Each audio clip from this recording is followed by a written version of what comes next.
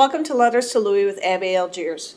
Hello. Hello, Sally. We have another letter for the month of October, and in the emailing back and forth, this is really a characterization of your father's humor. Right. So let's go ahead and read that. Okay, yes. Lighter. Yep.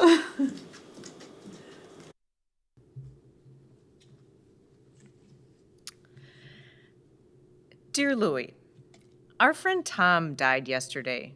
He had been ill for the past year, suffering from probably pulmonary fibrosis secondary to farmer's silo disease, a disease of exposure to nitrogenous materials occurring when silos were opened from the top.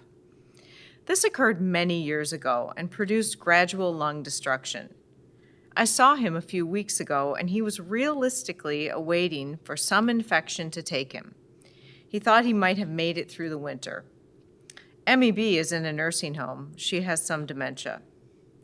Marv remains well, as do I. Jerry is again shaven. I guess his wife convinced him he'd look better without the beard. And I can't think of any other living male member of our class, at least in this area. I hope you're doing well. We'll need to write a snail message or cell phone message to our pal Chuck. I'm sure you have learned of Virginia's death a couple months ago. Other than that, not much new here. The economy is for shit, and we're trying to raise $2 million for a library. Always the optimist, never the realist. If you want a memorial, send a few bucks and I'll arrange it. The library is to be built on the site of the old high school, the hallowed halls of HHS. I'm trying to learn to operate this new Apple computer and finally feel as if the programs are more logical than a PC. That doesn't guarantee any better facility of function. All are operator dependent. This constant exercise of brain matter to function is trying. What a battle to keep the neurons firing in sequence and with targets on the screen of physiological function. Sounds good, yes? What I'm implying is, use your computer to respond, to communicate with each other. It's later than you think, and when you are so occupied, your wife or friends will be happy. So hang in there, you lucky surviving bastard. Let's keep on the upside of the sod. To spring, to sunshine, to martinis, and to you, Jim A. Typed and not reread.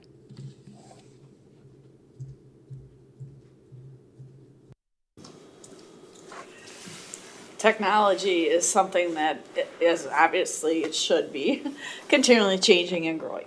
So with technology, people struggle with maybe that new computer program, or they're having to deal with actually new machine that they have to work with, and whether that's going to be their phone or their laptop or their iPad or their computer.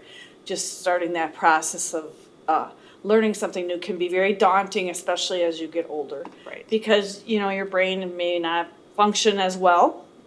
Some have no problem at all. But this is a problem that you do see in the communities around, that people stay away from it because they don't want to learn how to do that, or Right. No, I'll just have my daughter do that for me. And instead of trying to embrace the change, Right, newness, they're kind of afraid of that. And we talked about some resources that our viewers could go to if they are one of Yeah. the people that are uncomfortable, embarrassed, or don't want to take the time. There's some great resources out there that they could use Yes. to hopefully become more technologically advanced. Right, and I'll have those on the Letters to Louie website at the end of this particular letter. There's one in particular called the Grand Pad, and it's sort of like an iPad, but much simpler. So you can FaceTime with your family just by the press of a button. So it's kind of cool. It's just an easy version of technology that might be a little harder to grasp. Right. Your father's letter reflected a lot of his humor, but also it's reflecting what's happening currently in our world. Yeah, exactly. As far as the economy. Right, I know, it could be, that one was written in 2009. Okay. So, that was a struggling, the Yeah. economy was in rough shape. Right. And, but yeah, it was just so timely. And we have a beautiful library now, the Jack Russell Memorial Library. Jack Russell and his wife were the major donors, which is why it's aptly named that. But the library itself is also a resource for anyone to come in and use electronic equipment, I guess would be the best way to say that. Right. Right, yes, and I just want to mention that my mom was very instrumental, and she was a president of the library board for 30 years and just fought so hard for that, and it's a wonderful place. And I think people can go there and say, hey, I need help with technology, can you show me? They can use the free computers there. Yes. There's free Wi-Fi. Yep.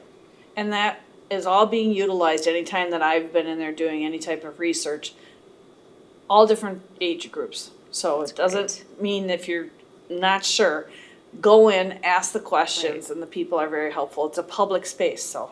And beautiful, too. Right. And your father giving the report of the classmates and his family, I think it is very fitting in this letter that he wrote.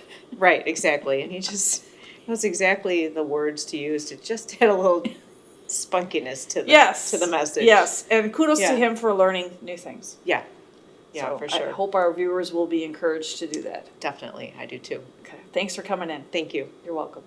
And to our viewers, as always, thank you for watching.